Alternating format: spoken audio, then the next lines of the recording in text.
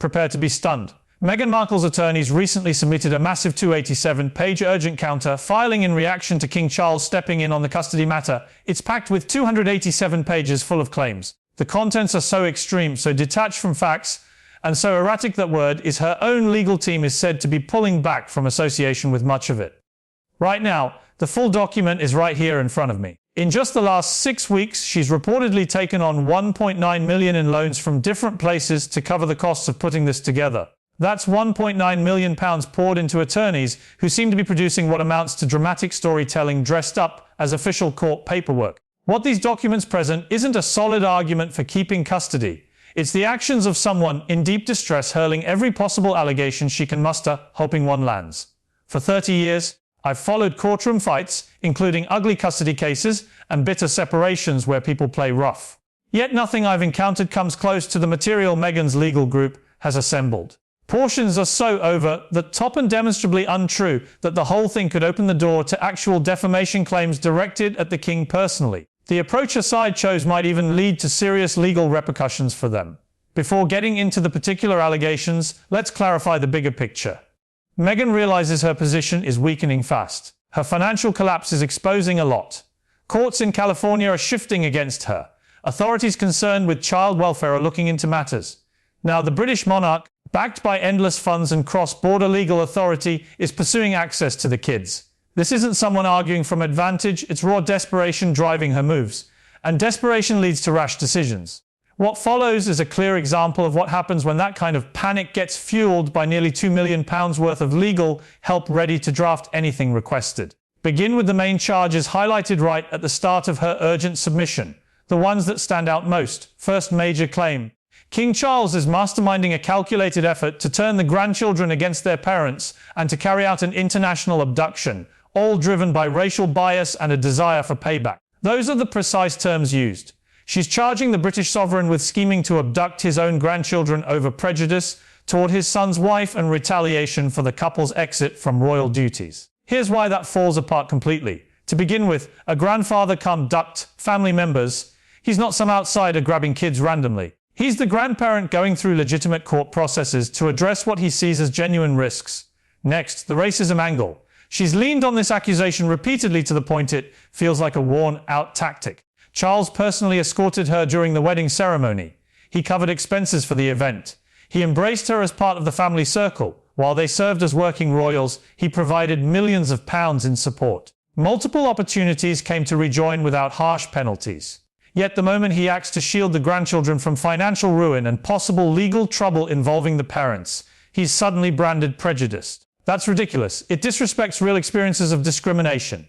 And legally, it holds no weight. Judges focus on verifiable details, not emotional appeals. As for payback, what exactly? Charles never sought this chaos. He preferred Harry remain involved, resolve differences, and stay connected. His steps have aimed at limiting fallout rather than escalating it. True vengeance would have meant yanking titles right away, halting financial help entirely, and creating unbearable conditions. Instead, he held off for years despite constant public criticism. This isn't vengeance, it's a grandfather reaching his limit after seeing the kids used for gain. But her attorneys push further. Far from stopping, they're ramping up. Second major claim. The British royals have run unlawful monitoring operations against Meghan and Harry on US territory, involving phone intercepts, concealed recording devices, and vehicle location trackers. This shifts the narrative from frantic to outright fanciful. She's alleging that British security agencies have mounted surveillance inside America targeting ordinary private individuals. Consider the gravity. If real, that would violate laws and spark a major diplomatic fallout between close allies. The two nations share intelligence for serious threats like terrorism and large-scale crime, but domestic spying on civilians in a partner nation crosses every line and invites crisis. If any solid proof existed, the logical step would be alerting American federal authorities, not tucking it into a family law petition. Placing it there instead of proper channels screams awareness that it's baseless. Her team and she know it's invented, but the shock value made it worth adding. Reality check. Royal security teams track open, source threats to protect the family, scanning headlines, following online activity, gathering what's publicly out there. That's standard precaution, not espionage. Every prominent household follows similar practices. Yet she's twisted routine safeguards into a tale of being pursued by secret agents. It would almost be comical if it weren't so sad. Third major claim. Prince William and Princess Catherine have actively trained their 3 children, George, Charlotte, and Louis, to shun Archie and Lilibet, guaranteeing those 2 stay out of the succession order and family wealth. This one crosses into truly troubling territory by pulling young kids into the fight. She's charging 2 of the most composed and thoughtful parents in the spotlight with instructing their own children to mistreat relatives. In truth, George, Charlotte, and Louis have had virtually no meaningful contact with Archie and Lilibet. Harry and Meghan have largely kept the pair separated in California for half a decade. On rare occasions when locations overlapped, no joint family events or casual meetups happened. You don't reject cousins you've barely encountered. The notion that William and Catherine, who prioritize giving their kids ordinary upbringings, would deliberately sow hostility toward relatives is laughable. What's truly calculated here is the preemptive framing. She's laying groundwork to explain any future bonding struggles if the children relocate to the UK. Any issues won't stem from years of isolation, but from the Wales family supposedly poisoning attitudes. It's classic groundwork for a victim story. Build the excuse early so it's ready if outcomes turn unfavorable. 4th major claim. This one veers totally into fantasy territory. Meghan asserts that Charles William and royal household members intend to consign Archie and Lilibet to some kind of institutional setting, like a strict boarding facility with limited father access and complete cut-off from their mother, all as retribution for the embarrassment caused by Megxit. To set the record straight on Charles's stated intentions from documents that surfaced earlier should custody shift, the children would reside at Kensington Palace alongside William and Catherine, spending regular time with their grandfather, attending classes with cousins, enjoying typical family meals and celebrations. Harry would receive organized access, potentially monitored at first to confirm steadiness, while preserving his parental bond. No plan exists to sever Harry's connection provided he engages cooperatively and relocates to Britain. Meghan made her decisions, publicly criticizing relatives, monetizing the children's image, facing alleged misuse of charitable funds. Those choices carry results. Restricted contact isn't vengeance, it's safeguarding.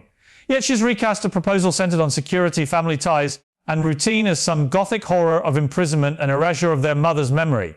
Pure invention meant to stir outrage and pity. Here's the fatal flaw in her entire approach. She must convince a court that remaining in California amid parental insolvency and looming legal risks serves the kids better than life with the current and future British monarchs, who offer boundless support, protection, top-tier schooling and surrounding relatives. That's an uphill battle at best. But with 287 pages to fill, the claims keep piling on, growing stranger. She charges royal aides with feeding confidential details to reporters. Ironic from someone whose publicity operation has endlessly supplied stories to the press, appeared on Oprah, produced a streaming series, and arranged friend interviews with major outlets.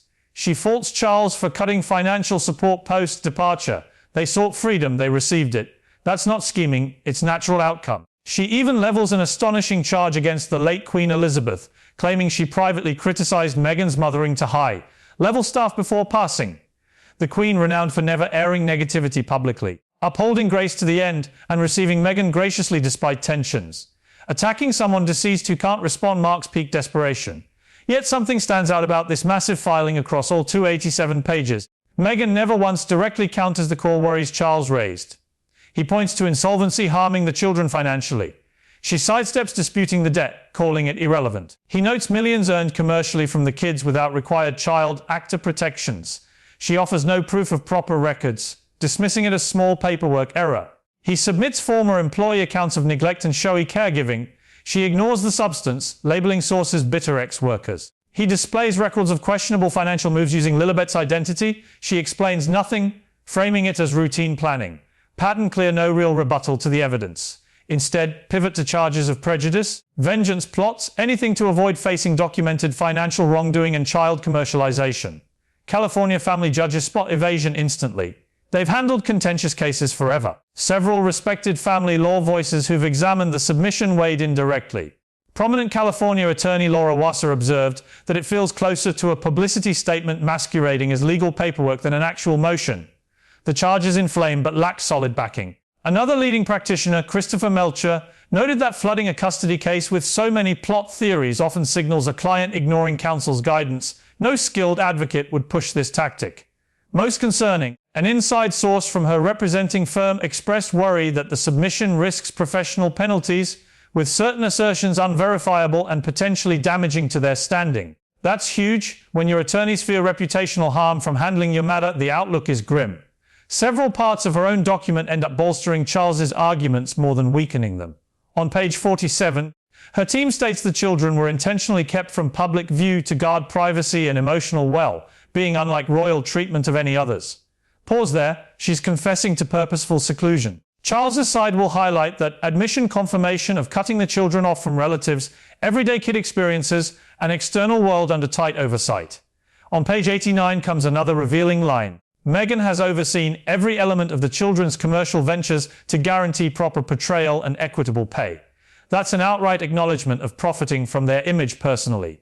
Any judge will probe, where are required child performer financial safeguards? Who authorized these deals? Her defenses keep handing ammunition to the opposition. Page 134 claims the children's lifelong home base is California, with deep local ties and networks. What ties? What networks? No standard schooling, no regular friend meetups, no extracurriculars. Testimony describes kids rarely venturing beyond the grounds. Charles can counter simply, if this is truly home, why zero outside connections? No public images at playgrounds, eateries, museums, places typical for children, because they're treated less as kids and more as properties. Her statements strengthen his position far beyond what his team could craft alone. Financially, this submission exposes her precarious spot.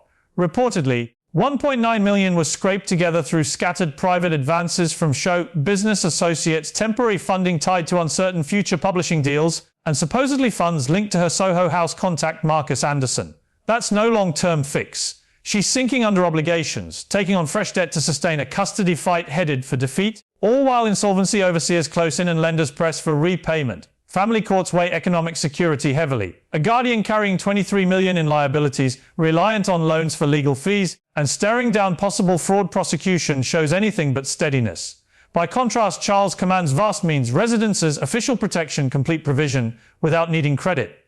The disparity is stark. She's wagering on stirring feelings, banking that cries of bias and intrigue will build enough outside support to sway the bench. One issue: family judges operate shielded from media noise. Proceedings stay private, press barred, popular views irrelevant. Decisions rest purely on proof and statutes, and proof undermines her position entirely. Here's the likely next chapter. I've watched this unfold in big cases. Charles's attorneys will probably reply within about 2 weeks, measured, evidence heavy, crushing. They'll systematically refute each point she raised.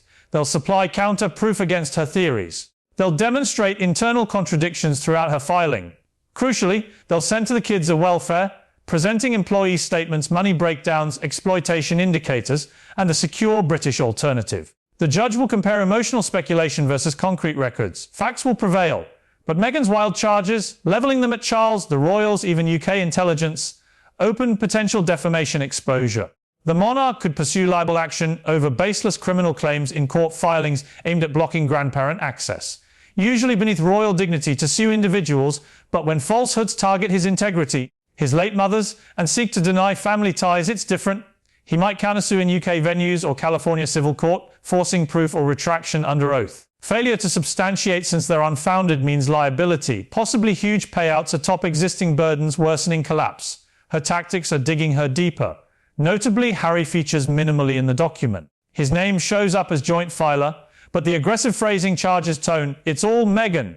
Sources indicate he resisted this aggressive reply, preferring discreet talks and compromise with his father. He recognizes the claim's falsity and their damage. Yet Meghan prevailed.